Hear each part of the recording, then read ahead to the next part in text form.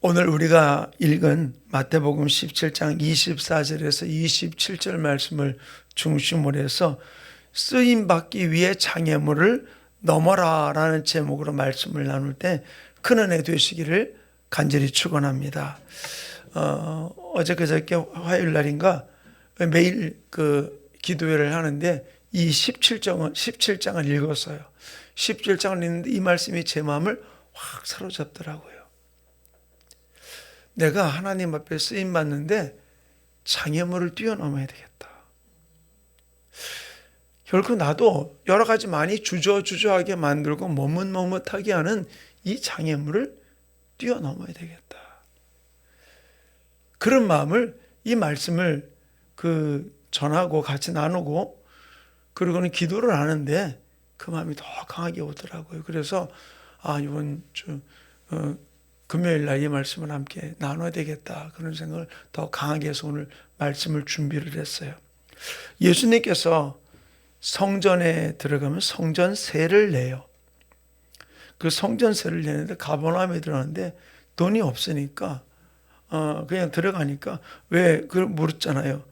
너희 선생은 세를 안 내냐? 그러니까 베드로가 뭐라고 대답해요? 낼 거다. 그럼 들어간 거예요. 아마 후불제였던 것 같아요. 선불제도 되는데 후불제도 됐던 것 같아요. 그때 예수님이 이제 베드로가 무슨 얘기를 했는지를 알고 베드로에게 이렇게 묻습니다. 25절 우리 한번 같이 읽어볼게요. 같이 읽어볼 거예요. 시작. 이르되 내신다 하고 집에 들어가니 예수께서 먼저 이르시되 시몬아 내 생각은 어떠하냐? 국세를 받느냐? 자기 아들에게냐? 타인에게냐? 그때 베드로가 뭐라 그럽니까? 타인에게입니다 라고 이야기를 해요. 근데 그럼 자기는 낼 이유가 있을까요? 예수님은 나라의 왕으로서 낼 필요가 없는 거죠. 근데 예수님이 이렇게 이야기를 합니다. 자, 우리 27절 같이 읽어봅시다. 시작. 그러나 우리가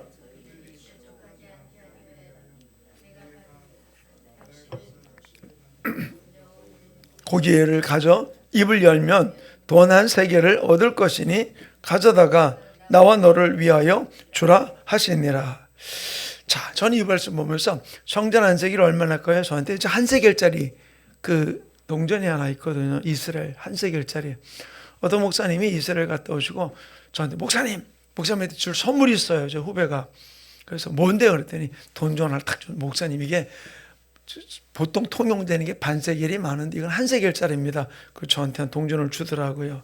근데 이게 지금 그 동전하고 옛날 그 유대 시대 예수님 당시 동전하고는 좀 크기는 차이가 있는데 우리나라 엽전 크기하고 비슷한 부분들이라고 하더라고요. 근데 어쨌든 이 동전을 주는데 그 지금 제 서재실에 있는데 그 동전을 보면서 많은 생각을 하게 돼요. 항상 서재실 문을, 제 서랍을 열 때마다 그 동전이 있거든요. 근데 자, 가만히 보세요. 예수님 뭐라고 얘기해요? 너 가서 바다에 가서 낚시를 해라. 고기를 던져라. 낚시를 하면은 먼저 오르는 고기가 있을 텐데 먼저 오르는 고기를 잡아가지고 어떻게 입을 벌려봐라. 그럼 거기에 한 세겔이 있을 것이다. 그러면 그거 가져다가 너하고 나가 반세겔 그러니까 한 세겔을 주면 된다. 그렇게 이야기를 해요. 근데 저는 이 말씀을 화요일 날도 보는데 너무 제 마음을 확 붙들더라고요. 자, 한번 가만히 보세요. 물고기가 얼마나 컸을까? 제가 이제 거기 갈릴리 가서 베드로 물고기라는 고기를 잡았는데 보통 손바닥만 해요. 손바닥만 하거든요. 근데 그 베드로 고기를 먹었는데 맛이 진짜 없어요. 베드로 고기라니까 여기 거기서 먹은 거지. 근데 그 입에, 물고기 입에 동전이 하나 있다. 그 물고기가 어떨까요? 물고기들이 이렇게 왜 어항에 있는 물고기들 가만히 보면 연실히 보면 그 입이 어때? 뭐 들어갔다 나갔다 뭐 계속 그러잖아요. 뭐를 먹는 것 같은데 또 뱉어냈다 뭐 그러잖아요. 근데 입으로 동전 하나가 들어갔는데 물고기 입이 편안했을까요? 서윤아, 물고기가 동전을 먹고 나면 배불렀을까? 그래요. 안 불렀을 거야. 뱃속에 들어간 게 아니라 입안에 있으니까 안 불렀겠지, 그지? 그러니까 얼마나 또 불편했을까요? 동전 하나 물고 있는다는 게. 그런데 또 어떤 일이 벌어졌어요? 베드로가 낚시를 탁 던지니까 이 물고기가, 동전을 물고 있는 물고기가 덥석 입도 불편한데 뭐까지 물어서 낚싯바늘까지 덥석 물어버린 거예요. 그런 베드로에게 잡히게 된 거예요.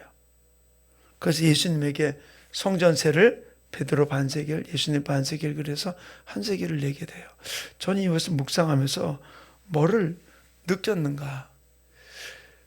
한낱 미물, 물고기도 하나님이 이런 일을 이루기 원한다는 하나님의 비전을, 하나님의 꿈을 보여주니까 자기의 불편함을 감수하고 동전을 입으로 물었고, 그 불편함에도 불구하고 도망가지 않고 물 위를 쳐다보면서 누가 낚시를 던질까, 그 낚시를 물기 위해 가지고서 쳐다보다가 낚시가 내려오니까 어떻게 해요? 그것까지 덥석 물었던 것이죠. 근데 제가 묵상을 하면서 느끼는 게 뭐였던 건데, 물고기가 여기서 금방 한 세겔 물고 이렇게 돌아서서 낚싯바늘을 금방 물었다, 그럴 수도 있을 거예요. 성경에는 안 나오니까 모르죠. 근데 이 물고기가 이 동전을 물고 얼마나 있었을까? 성전은 얼마 동안인지 모르겠지만, 나오지 않으니까 모르지만 얼마 동안 있어 그 불편함을 감수하며 있었을 거예요. 그런데 그 불편함 속에서도 낚시가 내려오는 것을 기다렸다가 낚시를 덥석 물게 됐던 것이죠. 저는 이것을 보면서 몇 가지 교훈을 좀 우리가 함께 나누기 원해요. 예수님은 너희가 나를 따르려거든 자기를 부인하고 날마다 제 십자가를 지고 나를 따르라고 그랬어요. 저는 그 말씀을 좀 보면서 오늘 이 사건을 통해서 뭐를 주고 있느냐? 첫 번째로는 불편함이 하나님의 일을 하는데 핑계가 될 수 없다는 거예요. 그거 나 힘들어, 나 하고 싶지 않아, 나 그렇게 하면 불편해, 그 불편함이 하나님을 하는데 핑계거리가 될 수 없다는 거예요. 이 물고기 보세요. 내가 왜 동전을 왜 물어? 어제도 우리 조병전 성도님하고 이제 우리 석준 형제 졸업식이라서 같이 식사를 하는데, 조병전 성도님 그러다가 얘기하던지 그 잡초, 우리가 먹는 채소 얘기를 하다가 참 한국 사람은 지혜롭다고, 독초인데 한국 사람은 먹는 독초가 굉장히 많아요. 그중에 대표적인 게 고사리예요. 생으로 먹으면은 독이 있기 때문에 안 되거든요.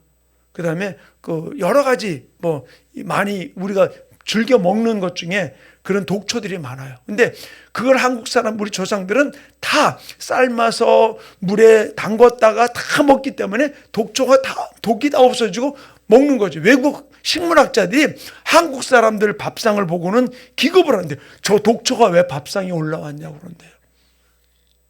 근데 더 기가 막힌 게, 제주도에서 소를 방목을 하잖아요. 그러면 그 방목하고 먹는데 저기 고사리가 올라온대요. 그러면은 절대로 소는 고사리를 안 먹는데요. 독초인 줄 아니까. 그리고 어쩌다 이렇게 막 풀을 비워가지고서 갖다 주는데 고사리가 못 오더라도 하여튼 그거는 다 골라내고 먹는데, 왜? 지살궁리 하느라고. 자, 그런데 물고기가 이거 먹으면 내 입이 불편한 거 몰랐을까, 알았을까요? 알았어요. 근데 하나님이 자기에게 말씀하시는 그 미물도 하나님이 내게 허락하신 그 일에서 내 불편함이 하나님이 하는데 핑계거리가 될 수 없으니까 그는 동전도 물고 내려오는 낚시도 기다렸다가 물어서 잡혀 자기는 죽게 된 거죠. 결코 우리가 하나님의 일을 하는데 내가 불편하고 내가 힘들다고 그게 핑계가 안 되는 거예요. 그래서 아까 얘기했듯이 마태복음 16장 24절에 너희가 나를 따르려거든 자기를 부인하고 자기 십자가를 지고 나를 따르라 그랬어요. 예수님을 따르려면 자기를 부인해야 돼요. 어떤 데 내 불편도 부인하고 내 힘든 것도 부인하고 내가 어려운 것도 부인하고 나가는 것. 그래서 예수님이 뭐라고 말씀하십니까? 마가복음 9장 23절에 할 수 있거든요. 무슨 말이냐? 믿는 자에게는 능치 못할 일이 없느니라. 우리가 하나님이 내게 주신 이 비전을 내가 분명하게 믿는다면은 우리는 내 불편함이 핑계거리도 될 수 없고 장애물도 될 수 없는 거예요. 하나님이 나를 쓰시기 원할 때 우린 장애물을 뛰어넘어야 돼요. 내 불편함을, 내 힘든 것, 내가 어려운 것들을 뛰어넘어야 되죠. 그걸 못 뛰어넘는다면 나는 쓰임받을 수 없는 거예요. 그리고 언젠가는 쓰임받겠지만 계속 늦춰질 수밖에 없는 거죠. 그렇기 때문에 우리가 중요한 건 바로 무엇입니까? 하나님 내 문제 해결해 주고 그 다음 나 써주세요. 제가 신학대학 갈 때 우리 침례신학대학교 합격을 했거든요. 근데 우리 집안에 좀 문제가 하나 생겼어요. 그래서 하나님 앞에 그랬어요. 하나님, 나 이 문제 해결해 주지 않으면 나 신학대학 안 갑니다. 그랬어요. 그리고 어떻게 했냐? 저기 태백에 있는 함대 탄광에다가 입사원서를 냈어요. 입사원서를 내니까 거기서 허락을 했어요. 그래가지고 함대 탄광을 가려고 이제 준비를 하는데 마치 그때가 구정 명절에 딱 요맘때인 거예요. 요맘때. 그래서 이제 나는 무조건 간다. 간다고 했는데 우리 동생이 사촌 동생이 뭐라고 하냐면요. 형, 남들은 명절인데 다 집에 오는데 왜 형은 가려고 그래? 명절 지나고 가. 이제 내가 걔한테만 유일하게 모든 걸 다 얘기를 했어요. 그리고는 내가 이렇게 할 때는 너한테 편지를 할 테니까 네가 하여튼 알아서 저거 해라. 그걸 걔한테만 연락처를 내가 이제 보내겠다고 그러고는 간 거야. 가려고 그러는데 그 동생이 그러는 거야. 가는데 명절이 다른 사람 다 직장도 쉬고 여기로 집으로 다 오는데 왜 형은 가려고 그래? 명절 쉬고 가 그러더라고요. 알았다고. 형 동생 말이 맞잖아요. 알았다고. 있었는데 명절 때 그게 해결이 돼 버렸어요. 그러고는 제가 아무 말도 안 하는 신학대학교를 왔거든요. 근데 신학대학교 왔는데 알바를 한다고 알바 신청을 했더니 어디서 알바를 했냐면 지금 여기 유성에 있는 학교가 아니고 목동에 있을 때 다 연탄불을 다 피우는 방법마다 그러면 기숙사 방이 한 150개 되는데 그 방에 연탄불을 하루에 2번씩 갈아야 돼요. 그럼 밑에가 다 복도가 되어 있거든요. 연탄. 그러면 이만큼 높이 있는 걸 다 이렇게 하나씩 이렇게 연탄을 가는데 알바를 거기에 걸렸어.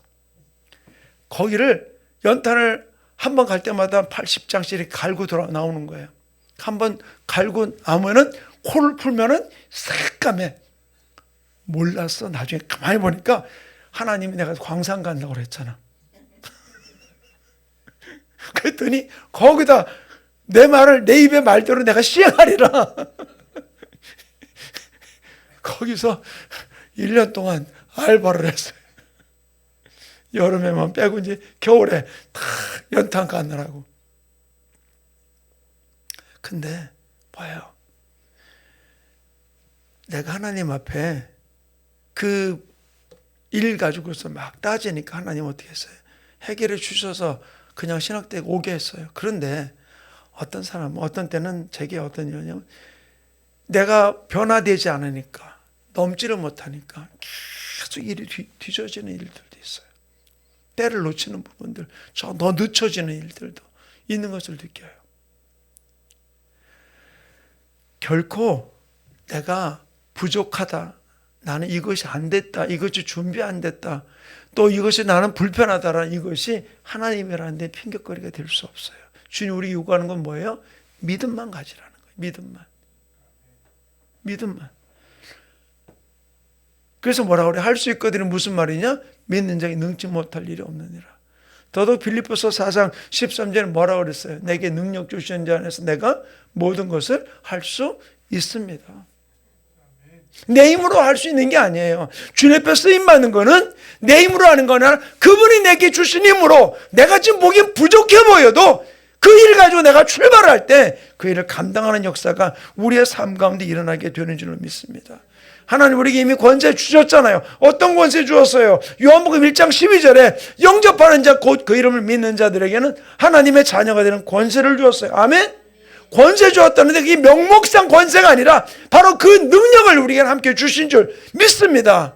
그렇기 때문에 우리는 내 약한 거, 부족한 거, 불편한 게 핑계거리가 되지 않는다는 사실을 기억하기를 간절히 축원합니다. 두 번째로는 내가 그 단계를 뛰어넘을 때 역사는 일어나요. 자, 베드로가 성전에 들어가다가 성전 미문에 앉아있는 안진뱅이를 발견하게 되었어요. 그 안진뱅이를 가만히 보니까 믿음이 있는 거예요. 그래서 베드로가 이렇게 외칩니다. 사도행전 3장 6절에 베드로가 이르되 은과 금은 내게 없거니와 내게 있는 이것을 내게 주노니 내게 있는 이것을 내게 주노니 나사렛 예수 그리스도 이름으로 일어나 걸어라. 지금 구걸하는 거지는 돈 받기 원하는 거, 은금을 받기 원하는데 뭐라 나에게는 은과 금은 없지만 내게 있는 이것을 내게 준다. 나사렛 예수 이름으로 일어나 걸어라 하는 것이죠. 그 사람의 목적은 돈이었는데 베드로는 돈이 없다고 그래요. 없는데 뭘 주겠다? 내게 있는 나사렛 예수 이름으로 명하노니 일어나 걸어라. 바로 그 단계를 뛰어넘으니까 자기가 바라보는 것이 아닌 다른 것인데도 그것을 내가 믿음으로 취하니까 어떻게 했습니까? 일어나 걷는 기적이 일어나게 되었던 거예요. 아멘. 지금 내 상황이 하나도 안 먹고 내가 원하는 건 이거를 원하지만 그러나 주님이 내게 예수의 이름에 대한 믿음을 주실 때 그것을 가지고서 우리가 뛰어넘을 때 역사는 그 다음부터 일어나는 거예요. 준비가 됐느냐 안 됐느냐가 중요한 게 아니라 그 말씀을 믿느냐 안 믿느냐가 중요하다는 사실이에요. 이제 우리가 어떤 일입니까? 내게 있는 믿음을 베드로가 보여줬듯이 우리가 이제는 보여주는 것. 그때 역사가 일어나게 되는 거예요. 언제까지 내 불편함, 언제까지 내 부족한 거, 언제까지 세상 사람들이 나를 바라보는 성적순 거기에다 줄 세워가지고 맞춰서 거기다 그냥 포기하고 있겠냐는 거예요. 고등학교 때 공부 못하는 애가 꼭 하는 소리 한마디 있으면요. 세상은 성적순이 아니라고.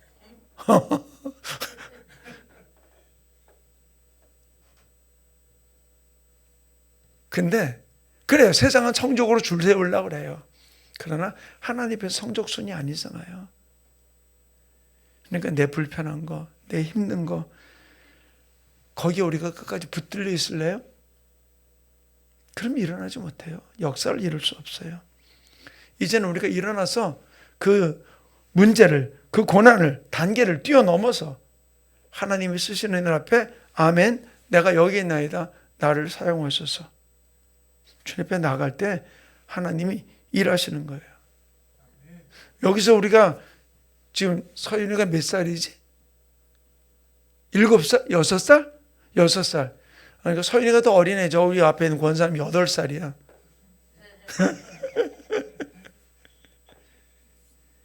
8살짜리도 할 수 있어요. 6살짜리 서윤이도 아까 보니까 찬양을 너무 목청껏 하더라고. 마이크를 줘야 되겠어. 우리는 이것저것 핑계댈 거 많아요. 아유, 나 8살이라서 못해요. 나 8살짜리도 잘해요. 아멘? 권사님, 8살도 잘해요. 아멘. 우리가 8학년이든 7학년이든 상관없는 거예요. 중요한 건 뭐예요? 핑계대려면 핑계댈 거리 엄청 많아요. 나 8학년이라서, 나는 7학년이라서. 아무 소용없는 거예요. 그 단계를 뛰어넘어서 나아갈 때 하나님은 역사하세요. 그래서 아까 얘기했잖아요. 하나님 우리 뭐라고 말씀하십니까? 민수기 14장 28절에 너희 말이 내 귀에 들린 대로 내가 시행하리라. 아니, 광산에 원산했다고 나를 신학대학에 그 광산 같은 데다 집어넣어가지고 맨날 연탄 갈게 만들어 놓을 이유가 또 뭐가 있어요? 사랑하는 성도님, 우리 입에서 이제부터는 뭐냐? 안 된다 소리가 아니라 주님이 내게 능력 주시면은 나는 모든 걸 할 수 있습니다. 우리가 고백하면서 우리가 주님 앞에 쓰임받기 위해서 내 불편함의 장애물, 부족함의 장애물, 주변 시각들이 바라보는 그 장애물, 또 어떤 때는 물질의 장애물을 이제는 뛰어넘어서 하나님 앞에 내가 쓰임받으며 달려가는 하나님의 축복의 주인공 되게, 아버지 하나님 쓰임받게 장애물 뛰어넘는 자 되게 해달라고 우리 주여 삼창 어떻게 동성으로 기도합니다. 주여, 주여, 주여.